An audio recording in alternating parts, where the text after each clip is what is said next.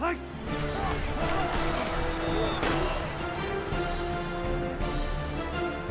the Opelka Studios in Oklahoma City, this is a signing day update. I'm Jenni Carlson. Gina Mizell joins us on the phone as she's in the Dallas-Fort Worth area covering signing day for us today. And Gina, let's talk about this Oklahoma State class as the Cowboys get basically no surprises after Fred Ross's decommitment on signing day eve. Everybody else came in as expected. Talk about this class a little bit for us. Evaluate the strengths of this class. What do you see those areas where Oklahoma State was especially strong? Well, even with Fred Ross's decommitment on signing day eve, I still think the fact that they pulled in two four-star wide receivers in Rashad Samples and Marcel Aitman, again, just speaks to this coaching staff's ability to recruit those skill guys.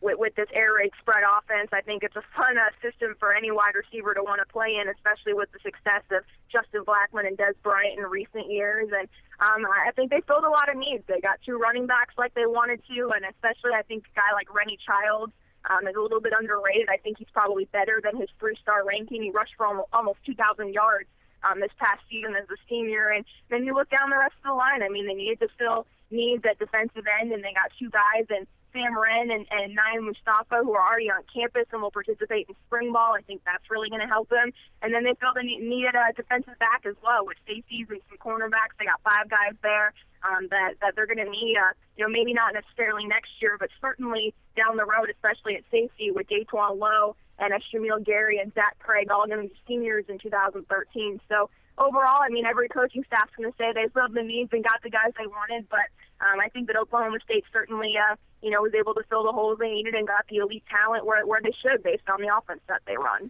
You know, before his decommitment on signing day eve, Fred Ross was probably considered the top guy in this class. Who does that nod go to now? You mentioned Rennie Childs, maybe a little underrated, those two wide receivers. Who do you now put at the top of the class for the Cowboys?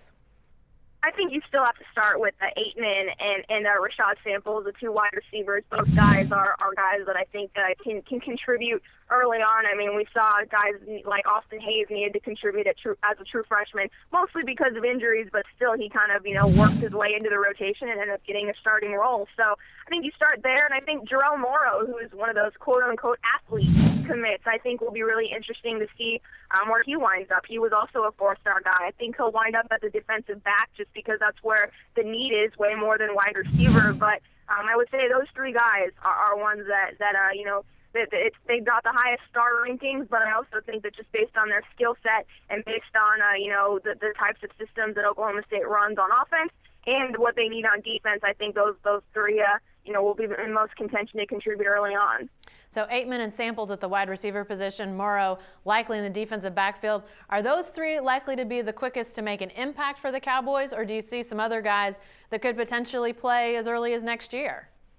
Well, I think a guy like Sam Wren, again, a defensive end, that's a position of need for this team next year, and he's a junior college transfer. So, when someone's coming in as a JC guy, you expect him to contribute right away. So, again, the fact that he's already on campus, already enrolled, and will participate in spring ball, I think he'll definitely challenge for time at defensive end because they got to replace both starters for the second consecutive year. Cooper Bassett's gone, Nigel Nicholas is gone, and Ryan Robinson's gone. So there's a lot of depth, not just starters, but even a second string guy needs to come in too. So I think he's one on the defensive end on the defensive side that will be able to contribute right away. And again, with how many receivers this offense needs, we saw it last year, just how guys rotated in.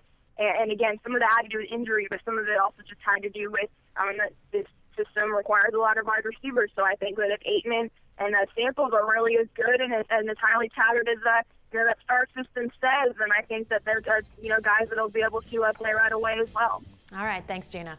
Be sure to stay with the best coverage team anywhere at newsok.com and every day in the Oklahoma.